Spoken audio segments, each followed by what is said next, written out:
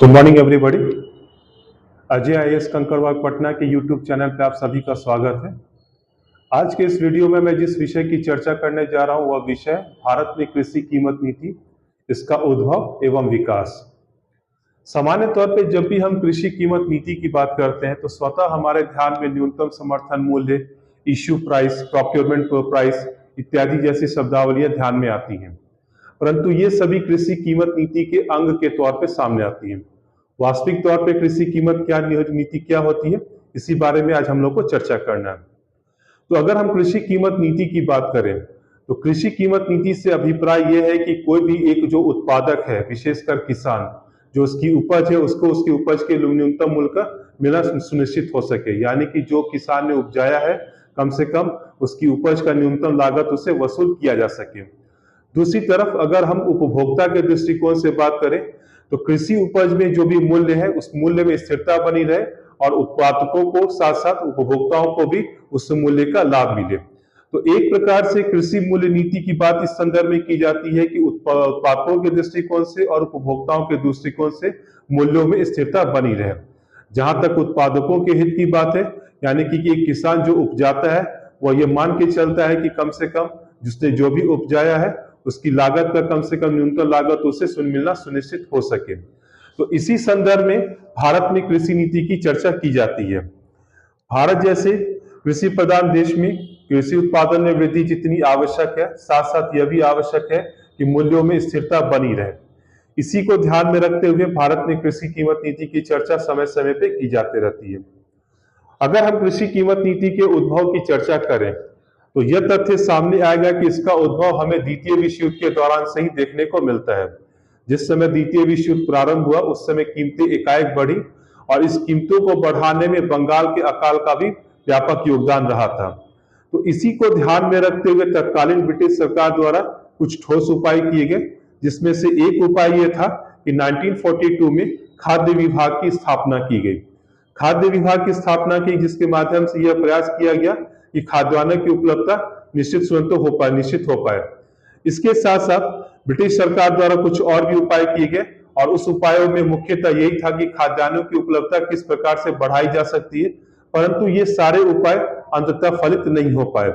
परंतु 1947 में पुनः एक कमेटी नियुक्त की गई जिसे हम कहते हैं फूड ग्रेन पॉलिसी कमेटी, और इस कमेटी ने यह सुझाव दिया था कि किस प्रकार से जो कृषि उत्पादों पर जो नियंत्रण है उसमें कमी की जा सके। तो जो द्वितीय विश्व युद्ध के दौरान जो कृषि कीमत नीति अपनाई गई थी वो लगभग 1952 तक चली, परंतु उस दौरान जो नियंत्रण व्यवस्था अपनाई गई तो फूड ग्रेन पॉलिसी कमेटी के अनुशंसा के आधार पर इसमें कमी की गई।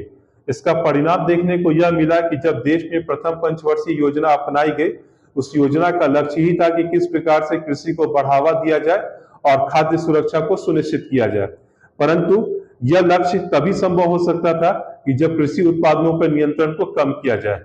तो फूड ग्रेन पॉलिसी कमेटी की जो अनुशंसाएं थी उसको लागू किया गया, यानी कि कृषि उत्पादों पर या कृषि व्यवस्था पर जो नियंत्रण लगाए थे उसमें कमी की गई थी।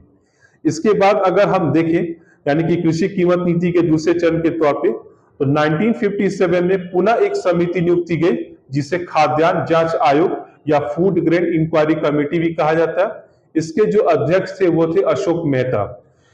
ये जो समिति थी यह मुख्यतः इसी बात पे विचार कर रही थी कि किस प्रकार से खाद्यान्न की कीमतों को नियंत्रित किया जाए और किस प्रकार से मूल्यों को तय किया जाए।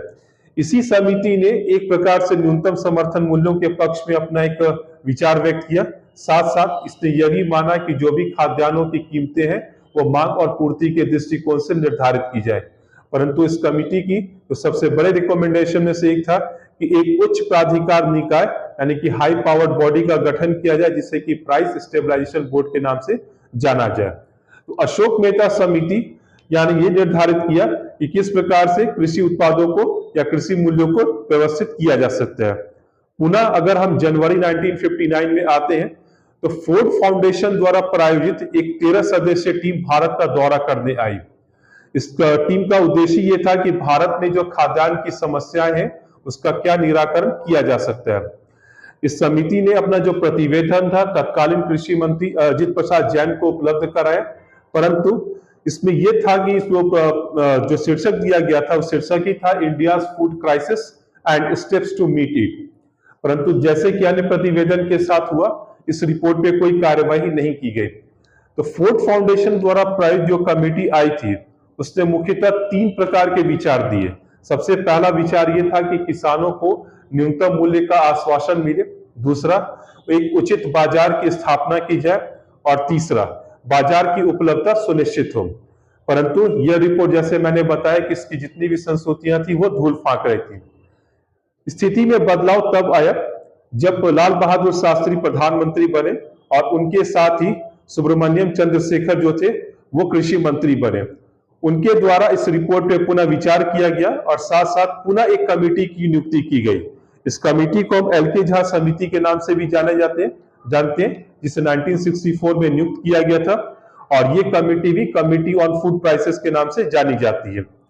इसी कमेटी के रिकमेंडेशन पे सबसे पहले चावल और गेहूं की कीमतों को निर्धारित करने का प्रयास किया जाए, और ये कैसे किया जाए, ये कमेटी ने अपना सुझाव दिया था।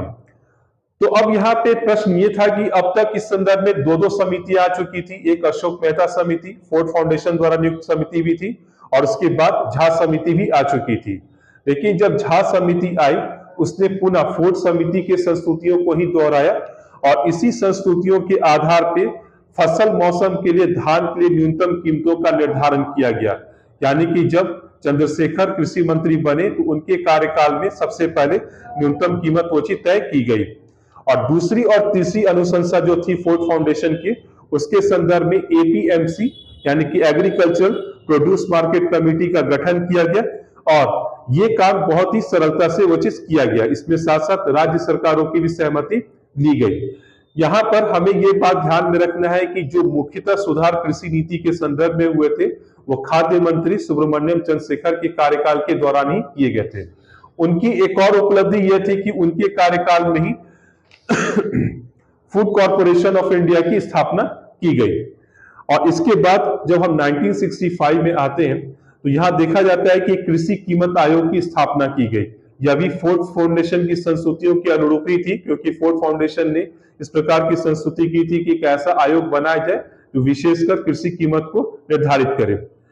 अशोक मेहता समिति जो कि 1955 में आई थी, और उसने एक संस्तुति दी थी कि जो खाद्यान्न का जो व्यापार होना चाहिए वो राज्यों के माध्यम से होना चाहिए या फिर सरकारों के माध्यम से होना चाहिए।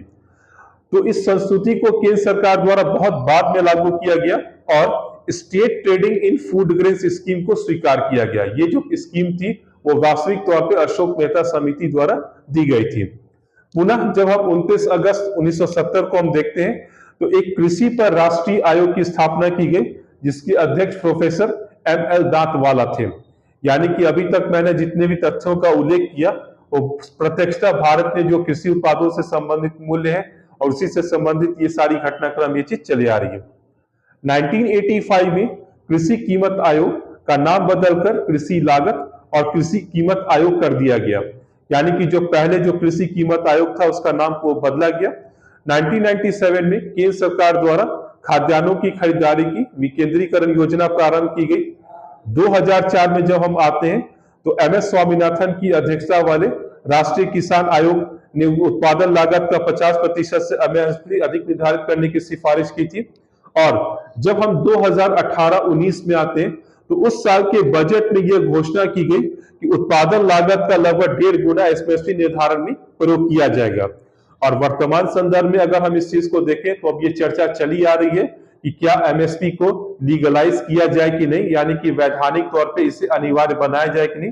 तो मैं इस विषय की चर्चा अगले वीडियो में करूंगा। इसको धन्यवाद।